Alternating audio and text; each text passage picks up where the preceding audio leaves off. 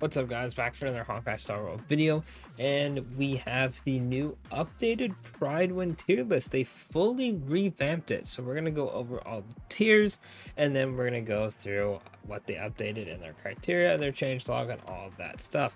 I would go through how they're ranking stuff first, but they actually show where most of the characters are, so it would kind of spoil the whole thing, right? So as always, don't forget to like and subscribe. Let me know what you think of the tier list. If you agree with my opinions, if you agree with Prydwen's tier list, you have your own opinions. Just don't be, I can't say mean words at the beginning of the video. So you fill in the blank. Don't be, a blank head. Don't be a blank head. Okay, that's all I'm gonna say. All right, let's jump in. So MOC, we have Herda at tier 0. So we have Feijiao, Firefly, and Herda at tier 0. We have Support DPS, so it's like a sub DPS support DPS role, because I know they put DPSs all one category if they're like break, dot, whatever. We have Topaz at the top, Robin and Ron-Mei. We have Linksha and Adventuring. Okay, that makes sense. Then in 0.5, we have Akron, Boot Hill, Rappa, and Yunli. Okay. We have Jade, March, and Mose. Okay. Jiaoqiu, Robin, or not Robin, sorry, Sunday, and Fugue. We have Fushuang, Gallagher, Ho-Ho, and meta we have really. Okay, I have choice opinions on that. Yeah, this is wow, damn, really. Wait, how come they have Remembrance MC at E0? You can get him E6 or her, him or her, whatever we picked, at E6 day 1. I feel like they also deserve to be up here. That if they have no dupes, like their dupes are pretty nice. Like they're not game changing. Like I think Harmony MC probably off the top of my head has the better dupe with giving break effect to the whole team. But like we have increased true damage, we have 100% crit damage on the ult, we have the extra crit rate stuff that we're missing out on. So very interesting take. Locha ratios on 1.5, really. Himiko is also like kind of low, no? So Wolf, well, this makes me sad. Serval, all these guys. Herda's down here. Argentina Zele. Okay. Okay. Let's go Pure Fiction. Okay, I mean, fair. Spoilers 0.5 for Apocalypse Shadow. Tier 0 to 0. Tier 0. 0.5. Amplifiers. Interesting. I believe the reasoning is because they don't know who to put at tier 0 because they're all really good. I would say Robin is probably the tier 0 one for Pure Fiction. These two, then all these guys. Okay. Interesting. I feel like there's some Himiko downplay here. These guys are niche, forgotten ones. Okay. It's really hard to rate like most of the niche forgotten one characters because they're all just like not great in most of the modes. And then these guys are single target, so it makes sense. I feel like didn't they just make the decision to have Brownie and Sparkle like same tier because Sparkle like isn't crazy at the moment, but then they have, I mean, it's only 0.5, so I guess that's fine.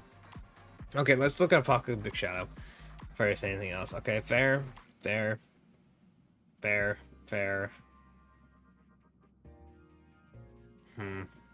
feel like the support, like these three and Sunday are very weird to place. Cause I feel like me personally, I would put them all at the same rank because they're all just really good.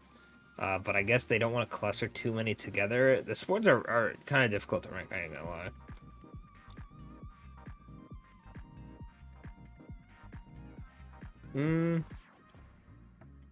Yeah, I'm gonna be honest with you. I actually don't know where I would put all the supports now that I'm thinking about it. So they kind of got their work cut out for them on that front. Tier 1 is all these guys. Okay. Interesting stuff. I could probably spend a while trying to rank it, and I don't want to make my own tier list at the moment, but the ones that I think are a little criminal are I think Himiko is a bit low on pure fiction. I think she should be up in 0.5, especially if you're giving her teammates like Fugue, Ruan Mei, and all of them. She's insanely good. I think as well that Jingyun is a bit low. I think Jingyun should be up here with Acheron, because if you give Jingyun Sunday, he becomes absolutely broken. Not saying that Acheron with Jiaoqiu isn't busted, but I feel like they're a little bit closer than having a whole 0.5 off.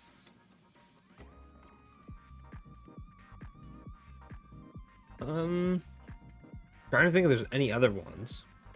I don't feel like touching the sport. I don't feel like talking about the sports, because the sports are, oh my lord, look at all of them. I feel like the ones to argue are Sunday being up here, Sunday and Fugue being up here with Robin, Ruan Mei, and potentially Zhao Q as well. Maybe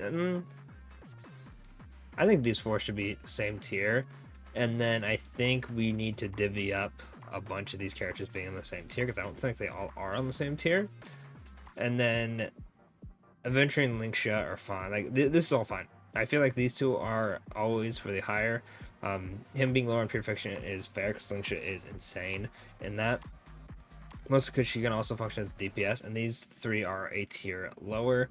So I think that's fine. So the healers, good. Amplifiers, we ain't touching that. Support DPSs, I feel like literally if you're not these four, you're Black Swan, and then you're the rest of them. And then the DPSs are slightly switch up a couple of them, and I think you would be fine. But let's look at the categories and tags. So do they talk about anything? So DPSs are the damage dealing ones, yeah. Support DPS characters that fall within this category are very rarely played as a primary or sole damage dealer of the team, and instead almost always play alongside another character that fills that role instead. Support DPS are still built with the intention to deal damage themselves, but also have a kit containing buffs, debuffs to bolster the team's performance, and or abilities that are directly dependent on others in order to function. Okay. And amplifiers, yep, stands, yep. Then they have all their criteria of break, debuff, dot, follow up, summon, advance, buff, delay, energy, SP friendly, SP unfriendly. So that's all the same criteria. We're not looking to zero cycle, flexibility. Like character kits function against various enemy types, amounts of enemies in their ability to perform when not fighting against enemies vulnerable to their element. Investment. Some characters require specific limited 5-star units, heavy investment in certain relic sets. Okay. This makes more sense, because Acheron is definitely more free to play, and Jingyun, well, has more free to play options. Jingyun needs just straight up Sunday, so I guess that works. I feel like Prydwen just has like way too much criteria in their whole like manual play. Optimal teams, competition support characters, but then they say that there's not enough for a certain character, so they're rating it lower. Interesting. Level 80, yeah. Major traces. Character equipped a level 80 non-limited, including the standard light cones, which is brutal. Like, they're completely free to play, which is going to absolutely slaughter units like Rappa and Acheron, who really do rely on their light cones. I think it is fair to have the 5 stars be able to use their light cone personally, but without them, it's buff. Like, Yunli doesn't get a lot of her buffs, and her taunt, or her increased like taunt, it's not like a permanent taunt or 100%, but you really do miss out on a lot of good effects.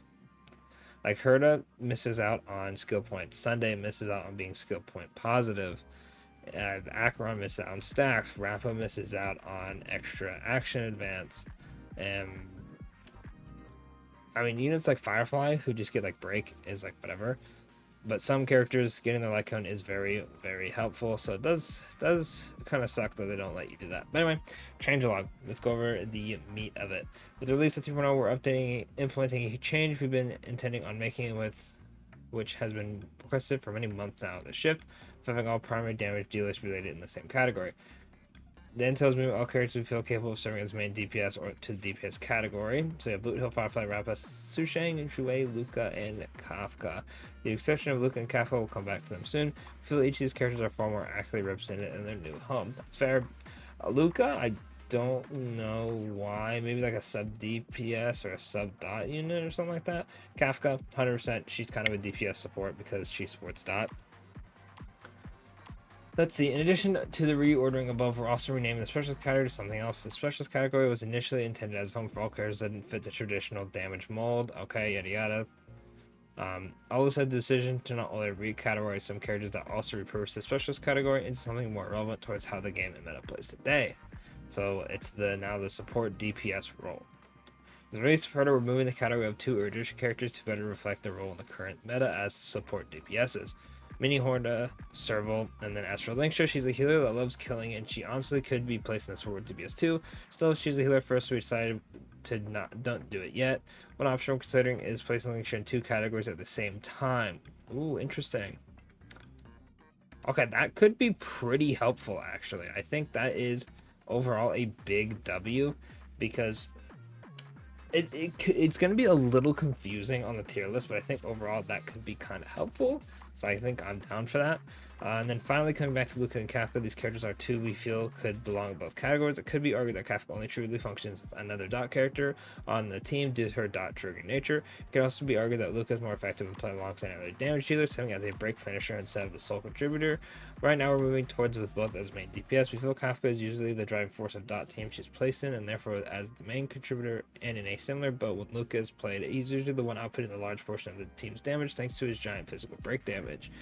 So many changes to, I can't speak. With so many changes, you can treat this update as a rework to the tier list. Also, we expect a large meta shakeup over the course of 3.0, especially because all modes started morphing into being more AoE focused. This trend started with rapid release and got even bigger with Herda. We will have to wait and see how long it will last, yada yada, and that's pretty much it. Okay. So not as big as an update as I originally thought they were going to do, but they definitely... good idea reworking the support DPS. Having characters be in multiple areas is interesting. I feel like that is a bit helpful, but I don't know, man. Prydwen's always been a funny tier list to me because I feel like the restrictions hold them back and kind of contradict themselves a little too much, and a lot of people just look at this and go, damn, I can't believe it. Boot Hill fell off, or Akron fell off, and then you think about it, Akron doesn't have her light cone. If she did, she'd probably be up here, I'm assuming.